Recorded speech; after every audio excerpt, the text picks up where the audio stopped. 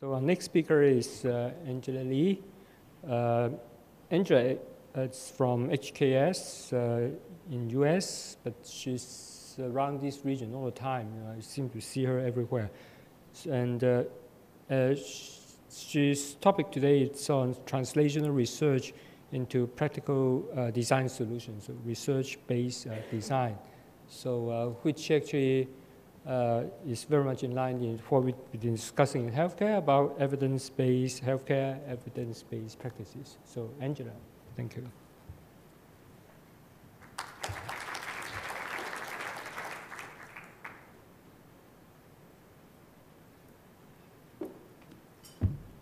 Okay, it's 4:30. Are y'all doing okay there? Yes? No? How many PhDs do we have in-house? Good. Doctor. Okay, so Kevin, I need to see what Kevin is. You're going to tell me if I'm running late. Okay, so research doesn't have to be as boring as it sounds. We can make it fun. Okay, but while we're talking about research here today, I'm going to quickly tell you what our agenda is today. We're going to talk about three things only. Number one, introduction to our company. When we introduce our company, there will be numbers. Number two, we're going to explain what's behind the numbers, the story behind the numbers, what's the methodology. Number three, I'm going to tell you why so far what we've done is not enough anymore. The methodology is good. We need to do more to stay relevant. We need to do more than just meeting with user group meetings, more than just drawing what someone tells us what they want. Three things, okay? All right. Our company started in Dallas, Texas. Currently, we are ranked as the second largest architecture firm by Modern Healthcare. Like I said, there's a lot of offices and numbers, but the one numbers that we are most proud of has always been our repeat client. 90% of our healthcare business is with repeat customers. So that tells you about our services and our lack of methodology to market in Hong Kong, because I don't even have a brochure with me here. We have won more than 470 healthcare design awards. Now, this is the numbers that I told you. Standard marketing numbers, but there are stories behind this, okay? We have designed more than 70,000 beds, more than 2,000 projects, and 131 million square feet.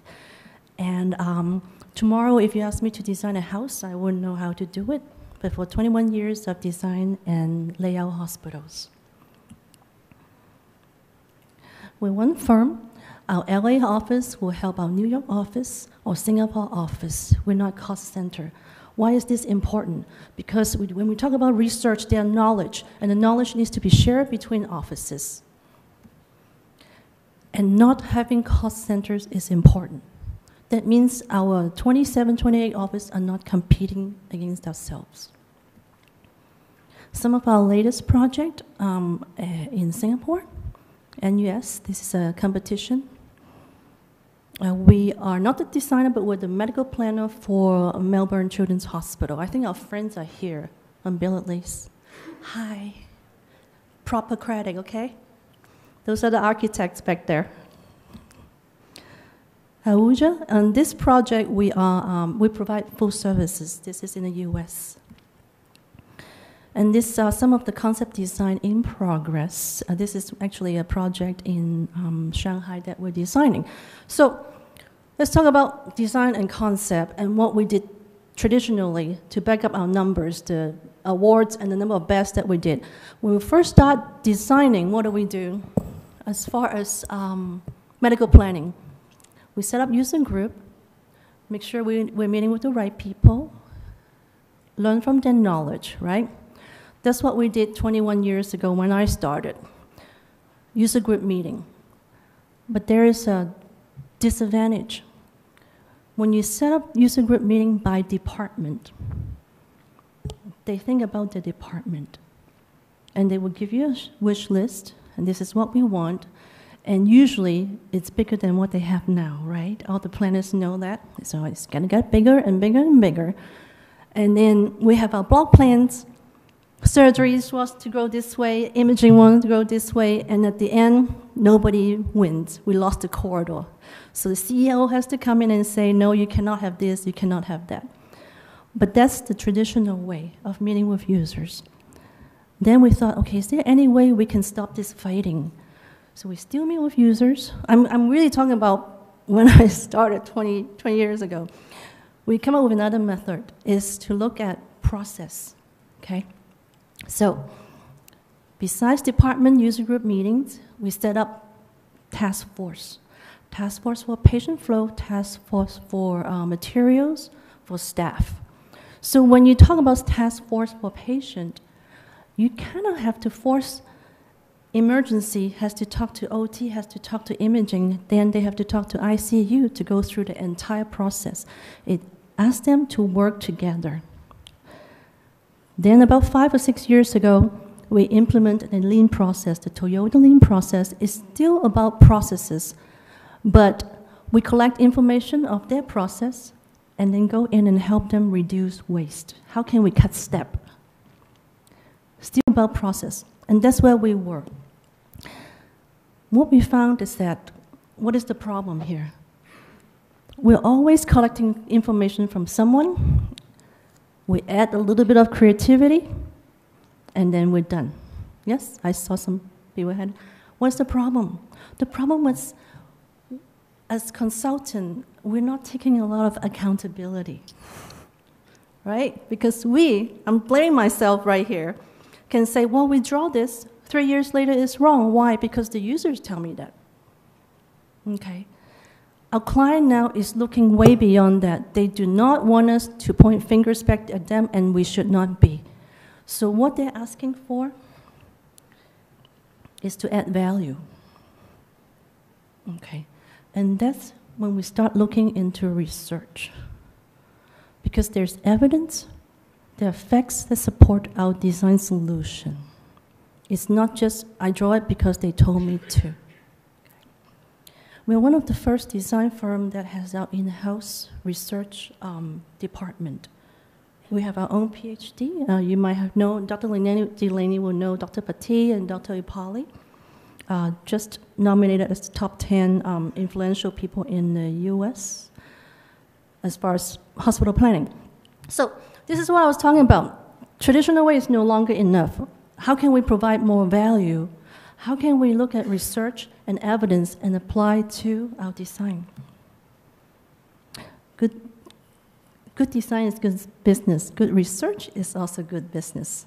So in our library, we have more than 3,000 articles on healthcare design research.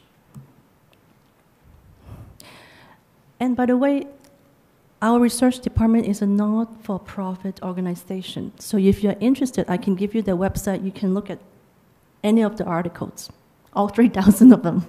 Okay. So now, research is not boring. I'm an architect. I like to create, I like to draw a pretty picture, but it's not like there's an angel and a devil on my shoulder and telling me what to do. I want facts. I want to be able to talk to a user intelligently about how a soil utility room should be laid out. So if you're interested in using research and evidence to support your design, those are 3 questions you need to ask. What really matters to you? You want to spend time to hit your own hot button. Number 2, can it be measured? If it cannot be measured, there's no research. And then how can the result improve your design? As I said at the very beginning, for architect and designer to stay relevant, we need to link between research and design innovation. Okay, now, so what are the topics? Back when I started, by the time I designed the 3rd hospital, I thought, oh, I know how to design a hospital. I'm running user group meeting, they're happy. When I get to the 10th hospital, I know very little. Now, 20 years later, I think I know nothing. But I know the right question to ask. It's not about knowing everything about how a hospital is designed, but knowing how to draw the knowledge, the necessary knowledge from the user. So our attitude is we gotta listen and then innovate. It's very easy for me and for a lot of our planners who's been doing this for 20, 30, 40 years to go in 5 minutes later, already know what the users want and already know what to draw. But we gotta keep quiet and listen. Now, so at this point of our career, we know there are benchmarks. There are certain things that you just don't do, okay? Those are not the things that we want to research on. For a couple examples, and feel free to disagree. A baby, a newborn, once they're out of the hospital, when they come back in, they're considered dirty. You don't put them in the nursery, correct?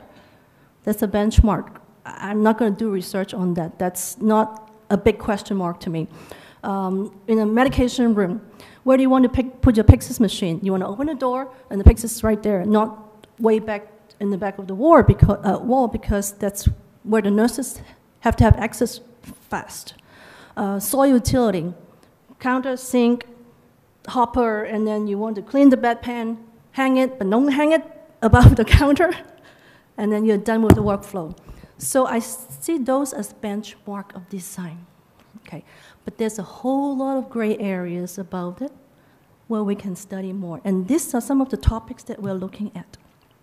Number one, experience, wayfinding, distraction. Positive distraction is important for what? For children's hospital. Safety, how to prevent falls. Efficiency, reduce walking distance. We do a lot of studies on reducing walking distance because of the age of our nurses and the time they're spending with patients. Value, save money, bill more for your money. And what are the tools we can use? So those are some of the research topics in the gray area. Then we come up with a 6-step process to perform research where we can get evidence at the end of it, then apply to our design. First, set target. Like I said, what's important to you? Okay. Here's one example of when we have done research. This is MD Anderson Cancer Center in Houston. A very quick study. We look at 3 patient units of the University of Texas, MD Anderson Cancer Center. The findings reveal that decentralized nursing unit and physical design models result in quality of work improvement. So they were thinking about centralized and decentralized nurses station when they designed the new tower. So we did a quick research on that, and the answer was decentralized nurses station. All right, so we talk about the first step is target. Then explore. Find out what you know, what you don't know, fill in the gaps. Here's another research example. This is ProMedica Hospital. And what we've done is we follow 2 nurses, Nurse A and Nurse B. One nurse walk a whole lot more, the other walk a whole lot less during the day. We follow them step by step. Why is that? Okay, we actually document from point 1, point 2, where do they go? And the amazing thing that we found is one nurses walk more because of a placement of applesauce for the patient. All we have to do is move that applesauce to the right location. Then the walking distance are evenly distributed. Okay. This one I would not, it's definitely not an in-depth research. But that's something we can learn and find out. Like we said, we find the gaps. Why is one walking more than the other? Okay. Because in a normal shift, one nurse walks more than 3,000 plus steps, 200 stops, and another 1,000 steps that's related to medication. So this is what we want to improve. So the nurses, whether it be in the US or in Hong Kong, can spend more time with their patients. Okay. All right. So once we know what we want to do research on, the next thing is to establish a hypothesis. Okay. I'm going to wake Kenneth Can up right now because if we are going to do research together, it might be, does ice cream make you, well, ice cream is supposed to make you happy, not skinny, right? So that's our hypothesis. Then we need to collect data, set standard, and prove that we're right. So then step 3 is to define your hypothesis. Here's another example of our research. It's not related to hypothesis, but it's Akron Children's Hospital. The research project on Akron is actually a lean process research. We mock up the entire, we ran a warehouse bigger than this room, and we mock up the entire emergency department in cardboard. The nurses come in, bring the stretchers, supplies, walk through the process. If they want to make change, they move the cardboard. It's easy to do. And once the hospital is built, we're going to go back and test if this process is helpful. Okay? A different way of research. All right, almost there. So of course, after you have the hypothesis, you've got to set standard on how to measure, how to analyze. Okay, back to the ice cream thing, it could be, is it going to be 1 scoop, 2 scoop? What time of the day you're going to have ice cream? You've got to have a way to measure. Another research project we have done is functional performance evaluation at Ahuja Medical Center. Okay, this one is more after the fact.